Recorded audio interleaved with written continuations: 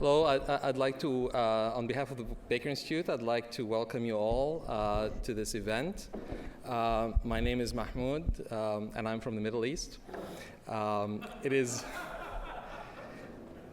my honor and privilege today to introduce our speaker, Timur Kuran, who is a professor of economics and political science at Duke, and also the holder of the Gorter Family Chair in Islamic Studies at Duke.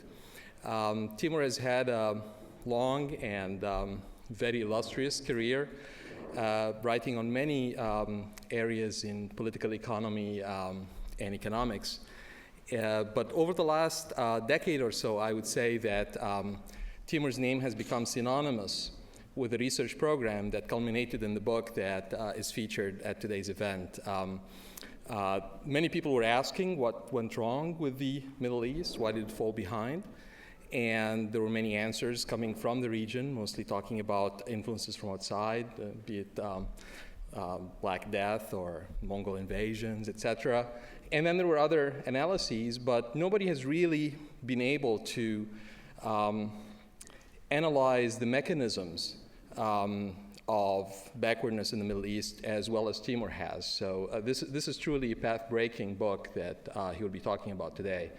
What he has done is basically take the story in institutional economics that people like Nobel laureate Douglas North and his co-authors have developed for the rise of Europe, and then look deeply into the institutional, religious, and legal foundations of Muslim societies, with a lot of archival work in Ottoman archives. I don't know if you'll have a chance to talk about some of that today or not, but came up with a story that really nobody else had seen before, and one that's very, very compelling. And I think it will change the face of our understanding, not only of the Middle East, but also of economic development more generally. So without further ado, I will introduce Timur. He will speak for about 25 minutes or so, and then he'd be happy to take questions for another 20 to 25 minutes.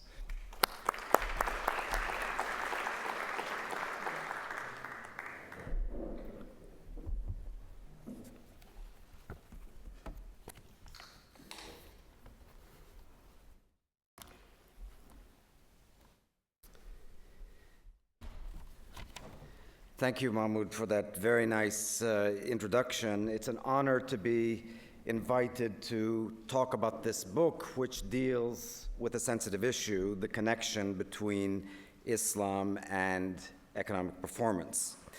That something calls for an explanation is obvious. The Middle East has had a poor economic record over the past 2 centuries.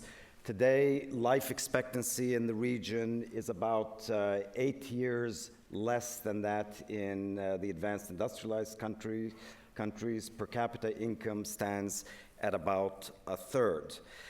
Within the Middle East, there are variations, you can see, but all major components of the region stand out as poor performance. So what might have gone wrong? As Mahmoud pointed out, I'm not the first to have thought about this question. One claim is that the dominant religion of the region is hostile to commerce. Now, this does not withstand empirical scrutiny. In the Middle East, Muslims dominated many of the world's major trade emporia. In the Middle Ages, I should say, Muslims dominated many of the world's major trade emporia. They dominated trade in East Africa, in the Middle East proper, in Central Asia, in the Indian Ocean, and they were they played a very important role in East Asia, and of course in the Eastern Mediterranean as well. Muslims were quite successful at commerce, and equally critical, they were successful because commercial institutions embedded in Islamic law, known also as the Sharia, were advanced for the time. That is one reason why Islam got carried to the Far East and India largely through merchants. I should add also many parts of sub-Saharan Africa through merchants. Evidence of the region's commercial prominence can be seen in its old bazaars. Here is a street in what was once the world's largest shopping mall, Istanbul's Grand Bazaar. This is what the same bazaar looked like around the 17th century. Travelers like the one who did this engraving marveled at the variety of goods and the volume of commerce. Although they were critical about certain aspects of the region, they admired the economy. So the hostility to commerce thesis doesn't really explain what we're after. Another common thesis is that Islam discourages innovation. Yet lots of innovations did occur in the Middle Ages and in areas central to Islamic law. Government organization, for instance, went through many changes, and the tax system evolved over a period of many centuries. This is evidence that Islamic institutions are not inherently static. But if certain institutions failed to adapt, and there were some, I will identify a few, there must have existed reasons other than conservatism. Bernard Lewis is the best-known historian, living historian of the Middle East. He emphasizes a lack of curiosity about advances in the West. But Middle Easterners followed certain advances as closely as possible. They followed advances in weaponry and medicine, and this went on for centuries. So the problem cannot be lack of curiosity per se. It is that until the 19th century, the Middle East made little effort to understand changing economic practices in the global economy. And the global economy that was increasingly dominated by the West. They translated military manuals, but not books with economic content. They did not learn about the stock markets that were developing in the West, or banking, or business corporations, or modern accounting, at least not until the Middle East faced a big crisis in the 19th century and leaders realized that they could not overcome the crisis without economic modernization. Until that point, they not only did not notice these developments, but they did not learn about their functions. This indicates that we need specifically to explore why the Middle East remained closed for a long time to economic innovation. We need to ask why curiosity about, say, banking and the stock markets was not there. There's no insurmountable obstacle in Islam to their existence. After all, there are stock markets, very vibrant stock markets, and banks, including very large banks in the Middle East today. So what could have blocked the emergence of such institutions from below indigenously? And could Islam have affected the incentives to innovate in these areas? So this is how I framed the puzzle as I set out to write this book. One hint concerning a possible source of rigidity lies in the reforms undertaken in the 19th century when leaders started to ponder what went wrong. They noticed that indigenous businesses could not pool labor and capital on a large scale to utilize the mass production technologies of the Industrial Revolution. An early response was the founding by the Ottoman Sultan of the first completely indigenous modern private company. Modern in the sense that it would have an indefinite existence, it would have many shareholders, and it would have publicly traded shares. This was a maritime transportation company called Şirket-i Hayriye. This company was to serve as the prototype of a new type of company that could not have been formed under the traditional system, legal system of the Ottoman Empire, which was Islamic law. Why did the Sultan get involved? Well, by the 1850s, the most dynamic sectors of the Ottoman economy and the wider Middle Eastern economy, including Egypt, These sectors were dominated by permanent and large enterprises. These very dynamic sectors were banking, mass manufacturing, and mass transportation. The new companies in these sectors were all owned, at least partly, by foreigners, sometimes with the participation of religious minorities, that is, indigenous Christians and Jews. That's a puzzle within a puzzle that I'm not going to have time to deal with, but I can certainly speak to it during the Q&A session. Well, Muslims were forming companies as well, but much smaller and much shorter-lived ones under Islamic law. It was no longer possible to compete in the rapidly growing new sectors of the Middle Eastern economy through these simple companies formed under Islamic law. Abdülmecit's plan to trigger an explosion of large companies owned by Ottoman Muslims failed in the short term. Up to the early 20th century, almost all new publicly traded companies were formed by foreigners, or at least with foreign participation. And that's what the bar graph here shows. The blue columns are show the number of companies formed through Muslim capital. You see the explosion that Abdülmecit tried to trigger in the 1850s occurs in 1908. The green columns are refer to new companies, new modern companies formed through primarily or exclusively through foreign capital. So only after 1908, when the Ottoman Empire instituted its first law of corporations based on foreign laws, did the empire's Muslims start forming publicly traded, large, and durable companies. Why it took so long is addressed in the book. Here I can give only a flavor of why modern companies did not emerge in the Middle East, even as they did in Europe. Let's jump way back to around the year 1000. In the Middle East, about 1,000 years ago, commercial enterprises were formed under Islamic partnership law. An Islamic partnership typically had passive members who supplied capital and active members who did the physical work, like carrying goods to a distant land on a caravan.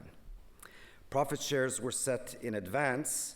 Suppose the financed venture involved long-distance trade.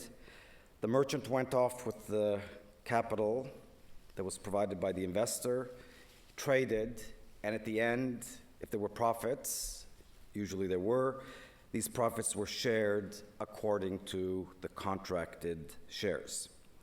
Islamic law put no limit on the number of people contributing labor and capital to a partnership. Everyone in this room could participate in an Islamic partnership, in theory. It did not restrict how long the partnership would last. Nevertheless, the typical partnership consisted of just two people. Here is a size distribution from the 17th century based on a data set that Mahmoud mentioned in the introduction. The data are from the 17th century, and the horizontal axis here shows the size of the partnership, the number of people in the partnership. On the vertical axis, you have the percentage of firms. The blue bars refer to the first half of the century, the red bars to the second half of the century. What this shows is that the vast majority of all of the commercial enterprises that were being formed in Istanbul at the time were two-person partnerships. There were some three-person partnerships, usually two investors and one worker, sometimes four-person partnerships, 2 and 2, 1 and 3. Number of partnerships with 5 or more were quite rare. The largest partnership I came across in over 10,000 court cases was a 23-person partnership that lasted 3 months. Okay, this was the largest. This was in the 17th century. This pattern, by the way, lasted into the 19th century.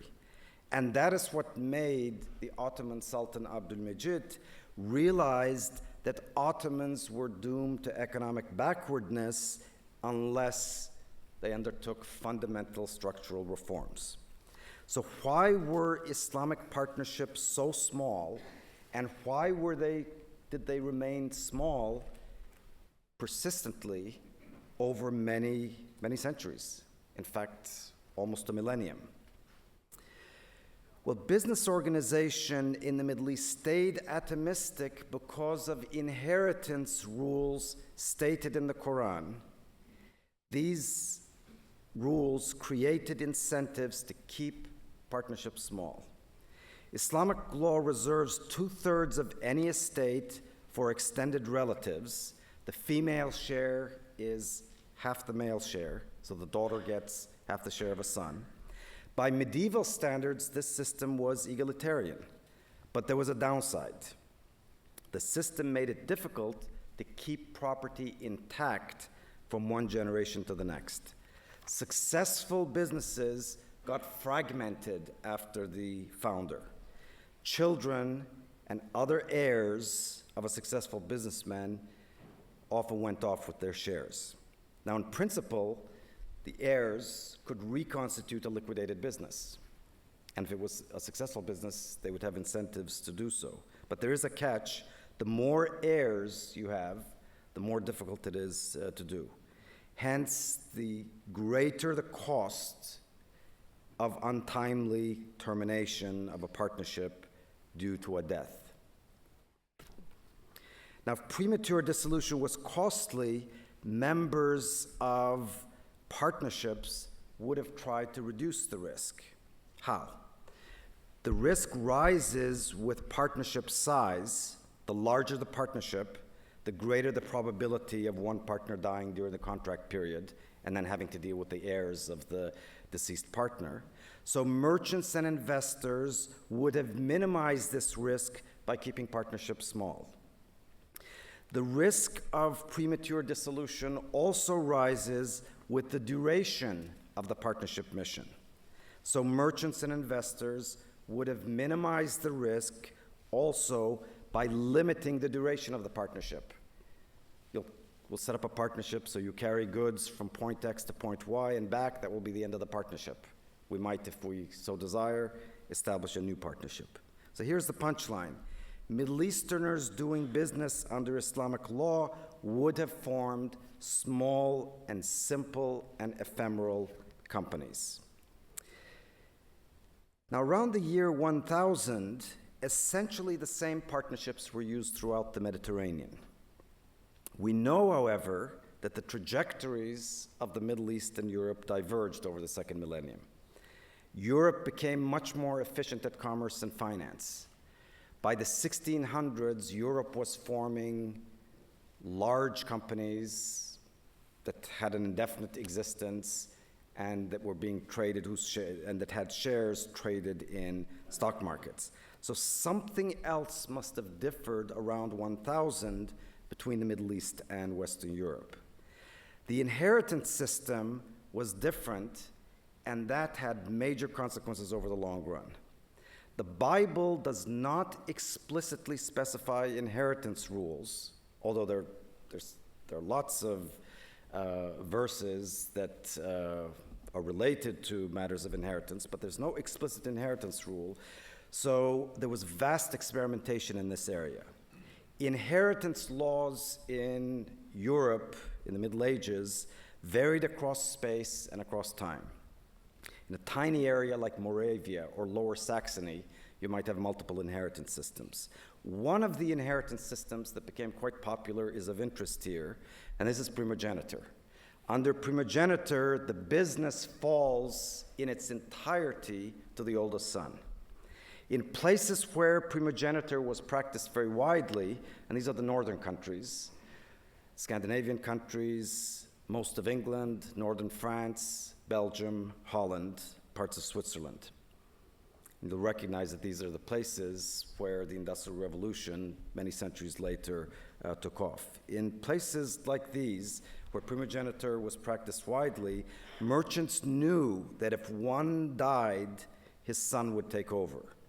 They prearranged to have the son take over for any partner who died unexpectedly. This system was not necessarily good for later sons, to say nothing of daughters who were typically married off, but the system had one advantage, one big advantage. It reduced the risk of terminating a business early.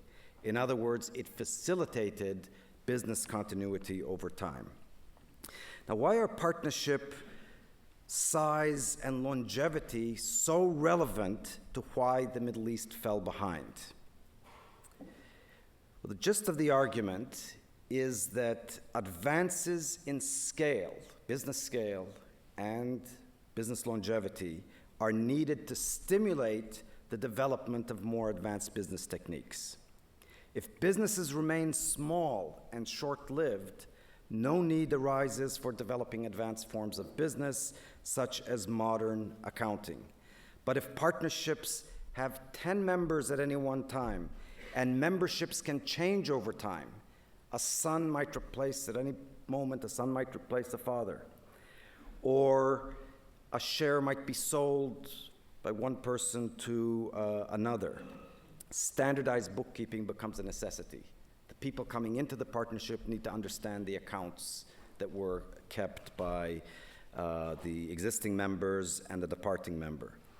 In the West, as business forms evolved, modern accounting developed. In the Middle East, accounting practices did not change before the 19th century. The need simply did not arise. Likewise, pressures to make shares tradable and to establish stock markets develop only where enterprises become long-lived.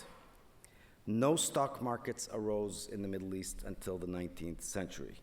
In short, in Europe, institutional innovations fed on themselves. In the Middle East, meanwhile, commercial institutions stagnated and caused the region to fall behind, and to fall behind very significantly with the Industrial Revolution, when it became absolutely important, given the new technologies, to be able to form large companies using a large amount of capital. So this is the vicious cycle that Sultan Abdülmecid tried to break. So in the 18th and 19th centuries, because it was becoming increasingly useful to be able to form large and long-lasting commercial companies, the Middle East, which lacked the necessary commercial institutions, fell behind. The need for forming large companies and for creating the necessary institutions had not arisen because certain institutions that are central to Islamic law, chiefly the Islamic inheritance system, but there are others that I discuss in the book, they limited the need to develop advanced commercial institutions. Now, those of you who are familiar with Middle Eastern history may say, outside of commerce, it was possible to form organizations with a lot of capital and indefinite lives. Yes, indeed. There were trusts called waqfs that had indefinite lives, and they could be set up with a great deal of capital. But waqfs were prone to becoming dysfunctional for other reasons. And their handicaps, the handicaps of the waqfs, contributed to the underdevelopment of the Middle East. So let me say a few things about the waqf to illustrate another key argument of the book, and then I will conclude and open up for questions and comments.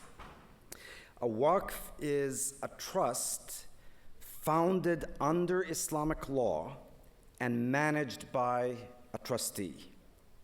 The trustee is required to follow stipulations laid down by the founder, as is the case for a trustee of, say, a modern American trust. The resources used to provide the service come from an endowment, and an endowment set up by the founder, and the arrangement is to last in perpetuity. This type of organization was the delivery vehicle for functions met in Western Europe through corporations, which are self-governing organizations. In the Middle East, colleges, which were called madrasas, were financed through waqfs.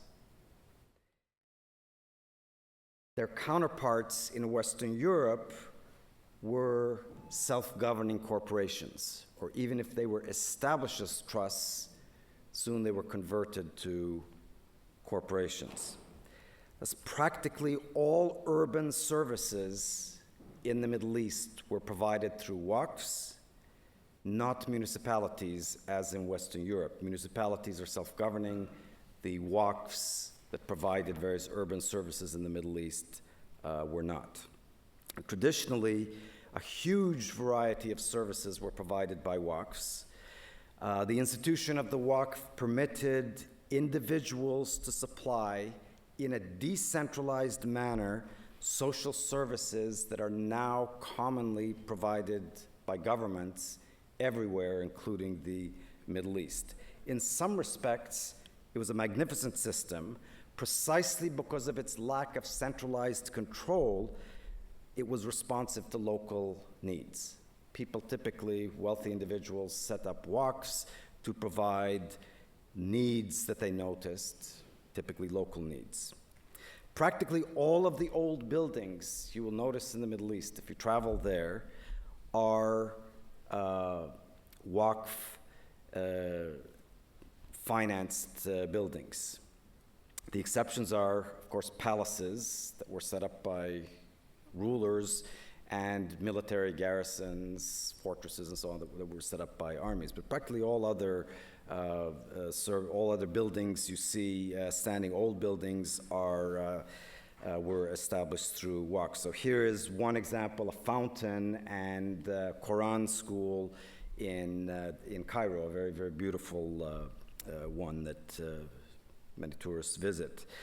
I'll show you a few more examples just to give you a sense of the variety. Here is a picture from the old part of Istanbul. Every building in this picture, except for this one, which is a 19th century building, everything you see here was founded and financed for many centuries as a waqf. You have a public bath here for men and for women. It's now unfortunately a rug store, but for many years it served as a public bath. This was a school here with housing for the teachers. The park itself, except for the fountain, dates from many centuries ago, and its upkeep was financed through a waqf. There's a mosque in this corner that also was financed through a waqf. And again, its financing to this day is met through a waqf. Now, part of the book is devoted to explaining how the financing, of the waqfs that supported these magnificent services, and how this financing system eventually turned into a handicap. So let me give you the gist of the argument as to why the waqf eventually became harmful to development. The endowment of a waqf, as I mentioned, was managed by a trustee. The trustee, again, as I mentioned, had to follow the founder's instructions. He had to do this even centuries later. Some of the buildings you saw in the earlier slide had been built centuries earlier.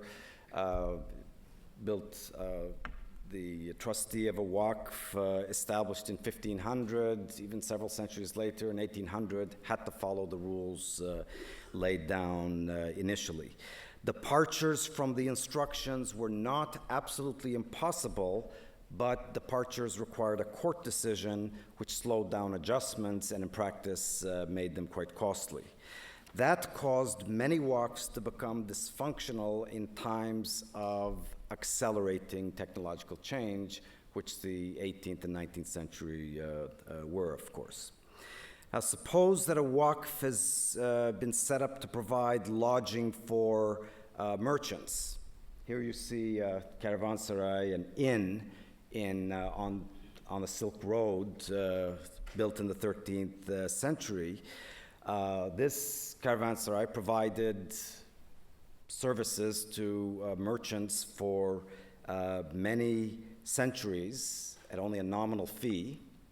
The cost of housing the caravans, including the animals and the merchants and all their goods, was met through the endowment, largely through the endowment of the waqf. Now, if trade routes changed and inns like the one you see here were no longer needed, the waqfs that controlled these inns could not make the adjustments quickly. They could not divert the resources that were supporting the inn to better uses, better ways perhaps of serving merchants. So that in fact happened to the inn that you see here in the 1600s, when the Silk Road lost its importance. Number of merchants passing by here dwindled, yet the same amount of resources kept flowing into this inn to support the services that were not needed. And this lasted for about a couple of centuries. So let me recapitulate. The question has been why the Middle East fell behind economically. The book suggests that the main reason lies in organizational deficiencies in the region. Organizations very well suited to the Middle Ages, the book argues, turned into handicaps in the age of industrialization. In commerce, the Middle East could not form large and long-lasting companies. It could not do so until it transplanted institutions from abroad. The Middle East also could form, although it could form large and long-lasting organizations to supply social services, these were too inflexible for a time of rapid technological change. So in the 19th century, the waqf systems around the Middle East started to get dismantled, and the resources were used all across the Middle East to set up modern municipalities. Until that time, you did not have municipalities in the Middle East. Religion was a problem, but not directly through attitudes or rules against change per se. Certain specific elements of Islamic law, this is the thesis of the book, had unintended consequences that kept the Middle East from adapting to the modern economy and from developing the institutions of the modern economy from within. So the book identifies what they are and what the mechanisms holding the region back are. So thank you very much.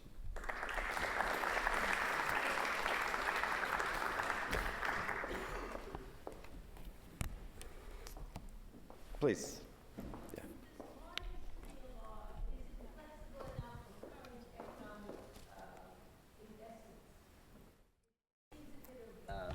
I'll repeat. I was asking, is modern Sharia law sufficiently flexible for current types of investments with the proscriptions against interest? There seem to be many workarounds, and certainly Muslims are making money with the system, but is it really flexible? Modern Sharia law is not being implemented as in the Middle Ages anywhere in the Middle East now. There are a few places where Sharia is formally the law of the land, but many modern institutions have been grafted onto it. With regard to interest in particular, there is in Islam a ban on an institution called riba, which is widely interpreted as a ban on interest. I don't think it was a problem a major problem in the Middle Ages, and I don't think it's a problem today. In the Middle Ages, you had a ban on interest in Europe as well. There were workarounds in Europe, and people who wanted to borrow and lend at interest found ways to do so. The same is true in the Middle East. The problem was not the ban on interest per se, but the fact that banks did not emerge. A bank is an organization that pools a lot of resources, and that could not be done through the existing partnership law for the reasons that I gave. The bank also has an indefinite existence. It has what we call legal personhood. It can be sued in court. It can sue someone in court. That is what did not emerge in the Middle East. Now, today, and under traditional Sharia law, you could not have a bank because traditionally, Islamic courts recognized natural individuals, but not fictitious individuals like a bank.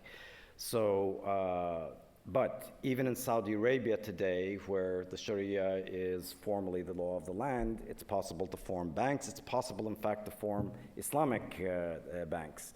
There are modern European or legal principles that emerged in Europe and took their modern form in Europe over many centuries have been grafted onto the local legal system in Saudi Arabia. There are internal contradictions there between traditional Sharia law and, say, a banking law, but people usually don't notice them, and they're not a problem even for Islamists. Please. My name is Marshall Tahiri. My question is, now you discussed the inheritance law. Yeah. Now, as you know, that the laws, Islamic law, really primarily comes from Quran. Yeah. And in Quran, if you read Quran, we have not only inheritance law, but also we have family laws, we have commercial laws, we have criminal laws. So you mentioned something about the Sharia financing. So I call it Islamic financing now, which is prevalent in Europe and look like it's coming to the US. So if you don't mind, tell us, since Islamic countries primarily go by the Quranic law, so how you be able to change that?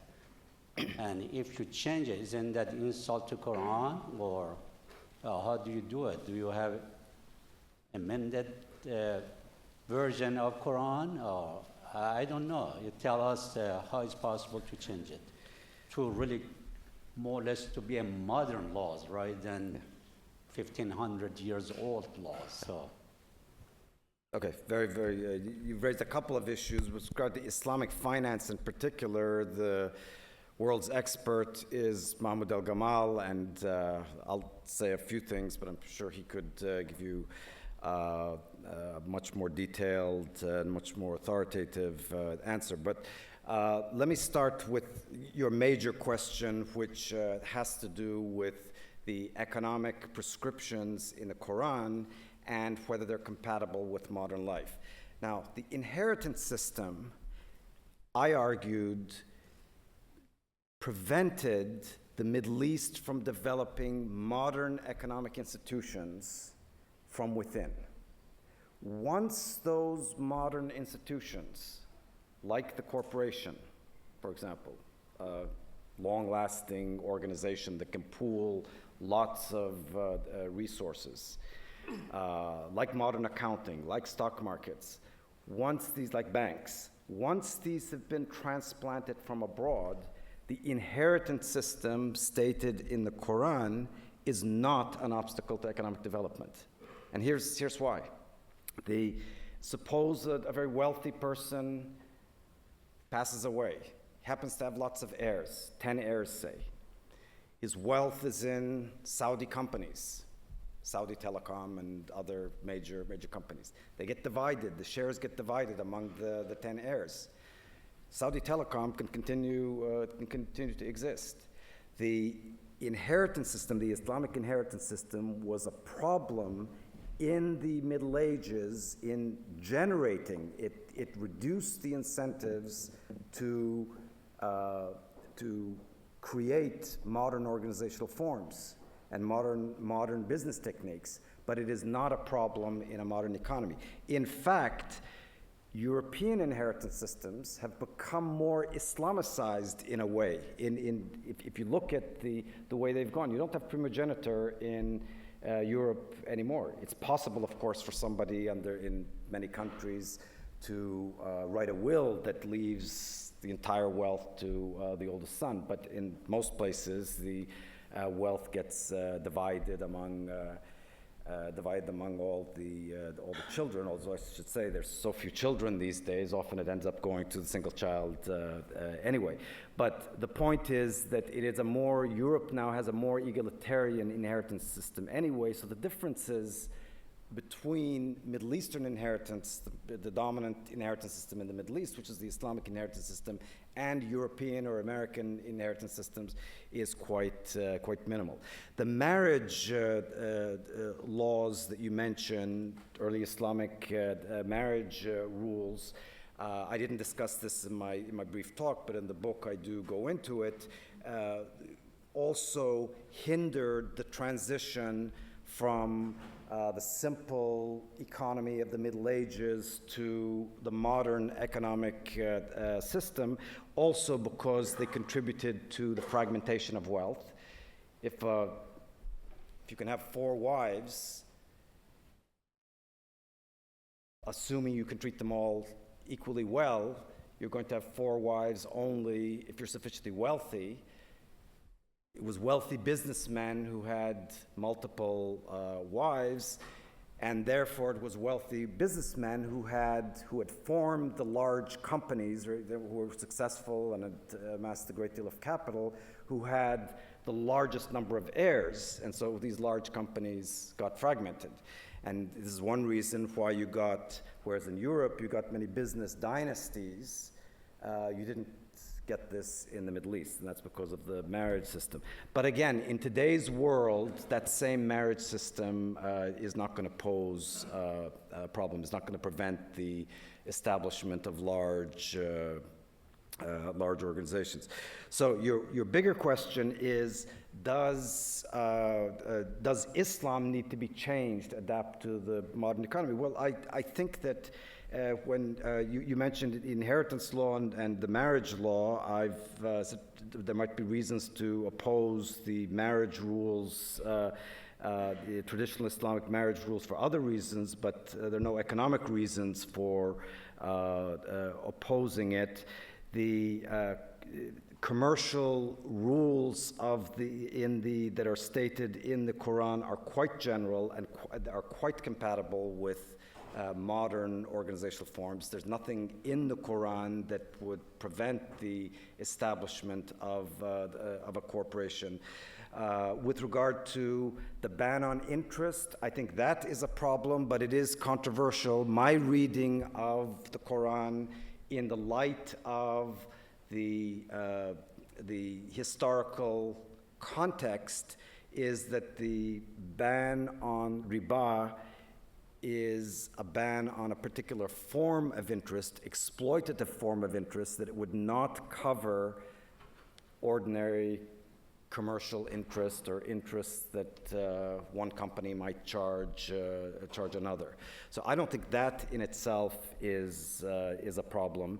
And there isn't a great deal more in the Quran that concerns economics specifically. The Quran, after all, is not a book of political economy. It's a book that contains mostly moral principles. It contains a lot of instructions on how to live a good life, how to be a good person. There are some economic prescriptions, but many of them are quite general and adaptable to a modern economy.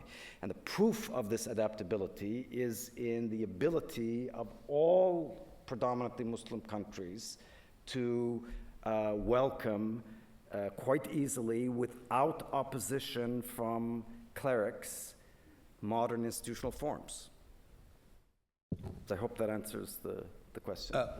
Yes. I hope you will forgive me when I say that I'm not very convinced with your arguments.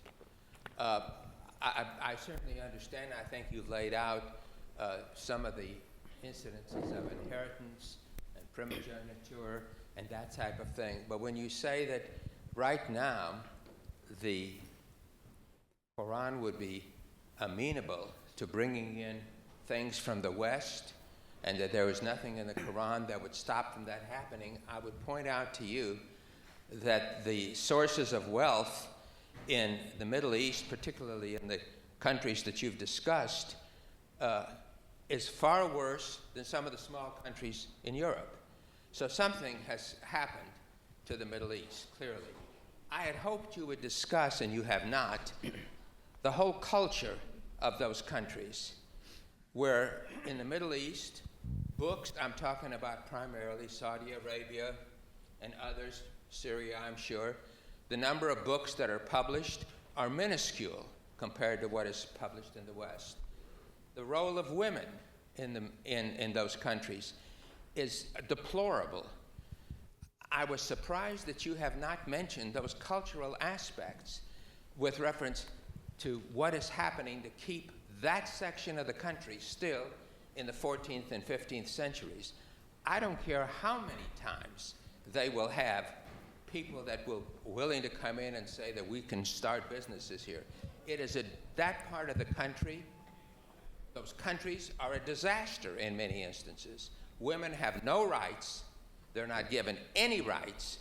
And how can they ever, do you think they can ever keep up with what is going on in the West? I just don't understand your reasoning at all, and I would hope that you would discuss the cultural aspects of that part of the country. Thank you. Yes. I'm glad you brought this up, because the focus of the book is on the obstacles to economic development in the past and in the present.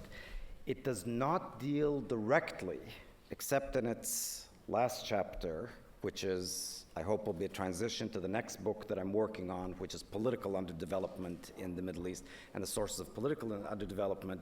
It does not discuss the political side, but they are quite related, and I agree with you completely that the political culture in much of the region is quite undeveloped, and that the underdevelopment of the political culture is an obstacle, is itself an obstacle now to the economic advancement of the region. But the reason why the region is politically underdeveloped, and it is ruled, most countries, by autocracies, it has a lot to do with the mechanisms that I briefly described here. A stable democracy requires civil society, a strong civil society. A strong civil society consists of organizations that have some independence, that are autonomous from the state. This is something that did not form in the Middle East, even as it developed in Europe over many, many centuries. Why not? One reason is that the companies, the private companies, remained atomistic, remained tiny, and remained very short-lived. In Europe, their counterparts became larger and had longer lives as they turned into permanent organizations. They started forming coalitions with one another. They became a political force. You had, just to give you a figure, at a time when you had 70 tax farmers private tax farmers in France that were collecting taxes, winning, and then on behalf of the state, but working as businesses, you had over 10,000 of them, much smaller scale ones, in what is modern Turkey alone, just one part of the Ottoman Empire. It is much harder for 8,000 or 10,000 people to get together and form a coalition against the government. So what happened is that these larger companies in places like France formed nodes of opposition to the government. They started controlling the actions of the state, and that eventually generated a democratic system. The other thing is that has to do with the Waqf corporation comparison contrast that I drew here. The Waqf was not a self-governing organization, and it was not allowed to play a political role. If the founder had said that the resources are to use to finance a fountain and a Quran school, that is what the resources had to be used for, and could not engage in politics. But their counterparts in the West, the corporations that provided similar services, did engage in politics. The municipalities certainly had some political weight.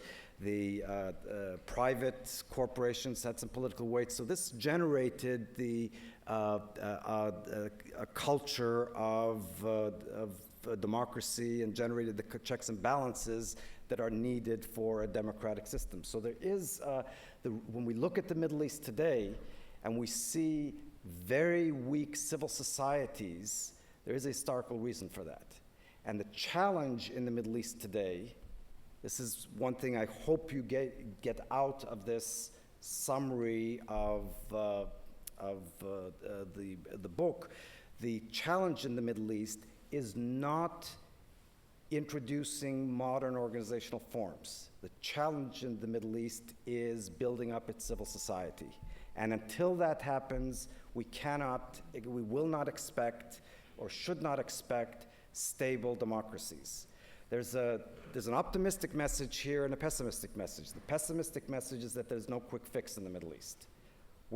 Because of the history that I've described, we are stuck with places that lack strong civil societies. At the same time, there is reason for optimism for the more distant future, 30 years, 50 years down the road, because the institutions needed to generate a strong civil society now exist in the Middle East.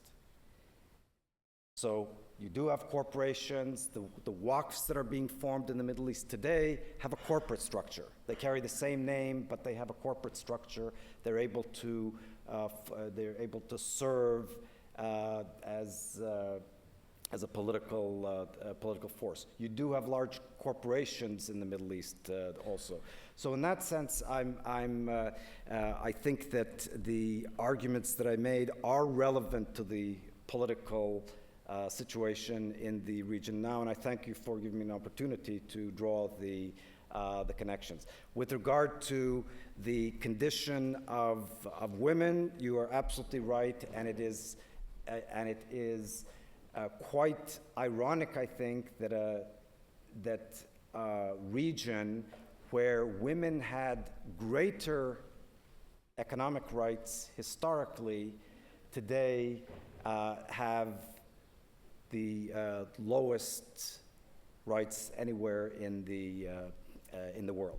That is a transformation, I think, that will ultimately, that has to be reversed. Reversing it, I think, would be compatible with the original spirit of Islam, but it's a very big topic that I do not address here.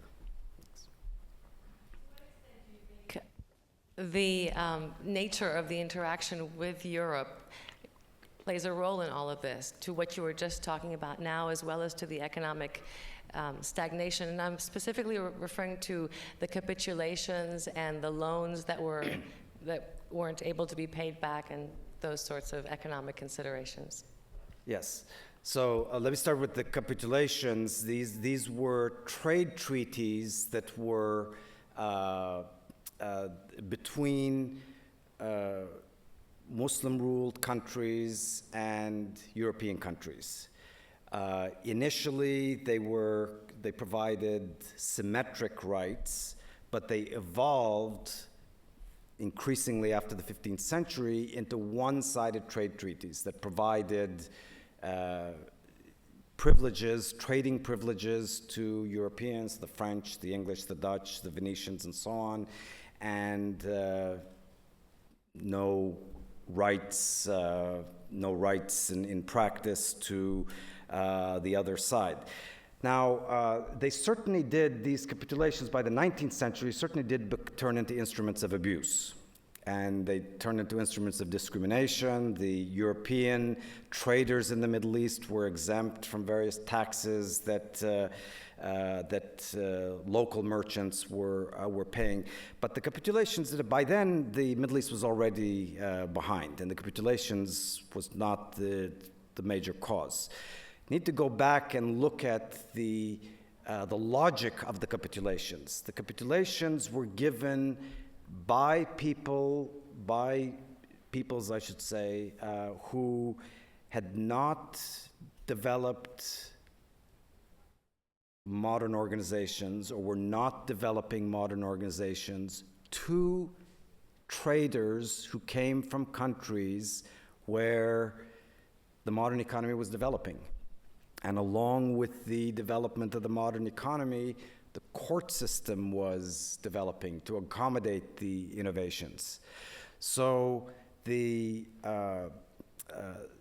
capitulations were ultimately given to provide incentives, or ultimately became increasingly generous to Europeans to give them incentives to use their new institutions, their more efficient institutions, in the Middle East. Ultimately, they made the trade they simplified the trade between the Middle East and Europe. So they were quite useful in that sense. They also introduced to the Middle East institutions that in the 19th century they would formally adopt. So in that sense, they were useful. Now, they did, by the 19th century, as I said, become source of abuse. The Europeans in the 19th century started colonizing the region. The capitulations helped them, but even without the capitulations, they were superior militarily. They had more capital. They would have been able to do this. And even if there wasn't the history of the earlier capitulations, they would have been able to get those privileges. The Europeans certainly were not angels. They had their own agendas. They did exploit the region, but the reason they were able to do this is because they had a more advanced economy. Were able to pool capital on a much larger scale, were able to generate such larger resources, and they were able to exploit modern technologies. We mustn't forget that the Europeans had been interested in colonizing the region, or at least parts of the region, for many, many centuries. The Crusades, after all, were aimed at conquering parts of the Middle East. They did not succeed then because Europe did not have technological and organizational and institutional superiority. It did in the 19th century, which is why it succeeded then. Please. My name is Saul Soleja, and I appreciated your talk. I was hoping, Dr. Kuran, you would shed some light on the role of the Islamic tax system on the discouragement of accumulation of wealth. From what I understand, the zakat is a 2.5% tax on all believing Muslims on their total wealth, not just their income. And that absent any increase in the size of that wealth, that automatically goes to zero in 40 years. And the similar tax, the jizya, was on non-Muslims. And I don't know, perhaps you can shed some light on that, whether this was not just accidental but deliberate to prevent accumulation and transference of wealth from generation to generation. Thank you. Zakat, the function of the zakat is in fact to distribute wealth, or one of the functions is to distribute wealth from the wealthy to the poor, and for reasons that you gave, of course, it would prevent, if implemented consistently and persistently, it would certainly could prevent the accumulation of wealth.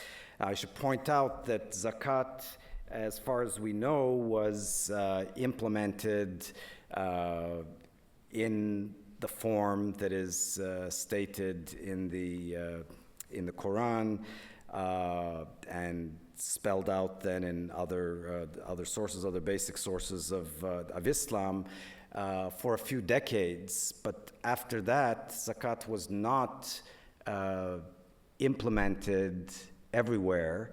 And if you go through historical records, you will find many references to other forms of taxation, other types of taxation, but not zakat. This is not to say that Muslims did not pay zakat, but zakat ceased to be collected by states. Some communities collected zakat, but usually it was the enforcement of the zakat obligation was left to the individual, and individuals paid their zakat as they saw fit. Even those who would have paid 2.5% of their wealth did not necessarily pay it in a form that resulted in practice in a 2.5% loss in their wealth, because often they use their donations to help people who worked for them, help people to whom they were connected, poor people who were connected to them somehow. So some of the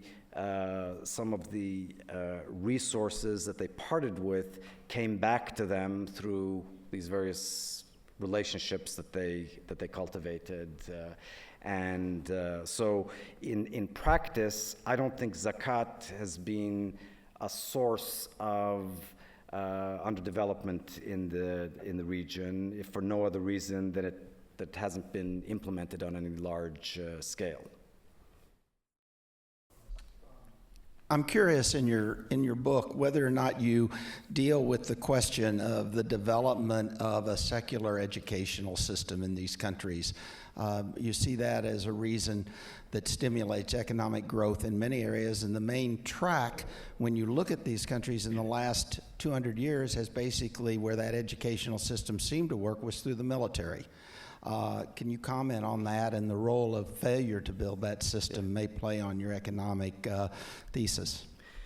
I can certainly comment on it, but I do not deal with it in this book. In the work that I'm doing on the sources of political underdevelopment of the region, I will be dealing with education. But let me just say this.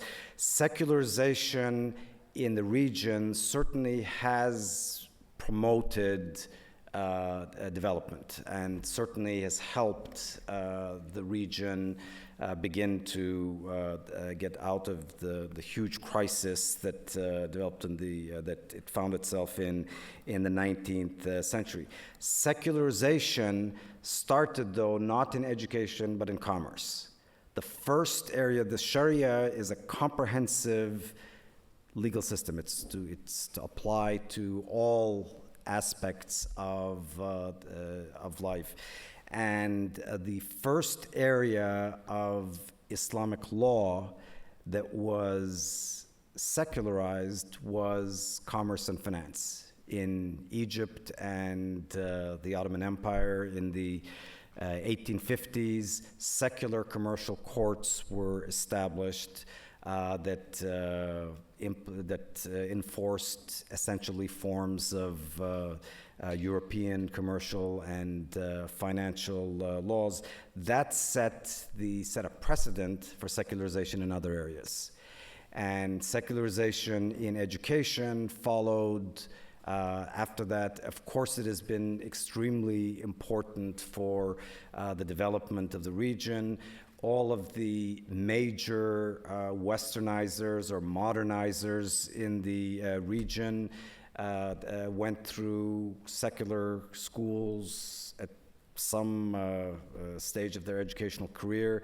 Many of them went through military schools that were interested in European thought, if nothing else because they recognized Europe's military superiority and they wanted to understand the sources of that. So I think that any complete account of the Middle East's political and economic and social and cultural trajectory over the past few centuries would have to pay serious attention to the the educational transformation as well. Thank you. We have to end the formal Q&A session at this point, and we've already thanked Timur. He'll be here for part of the afternoon, so he'll be signing copies of his book and also be happy to, I assume, to engage in discussion. I'm happy to continue the discussion, so please come up if you'd like to talk.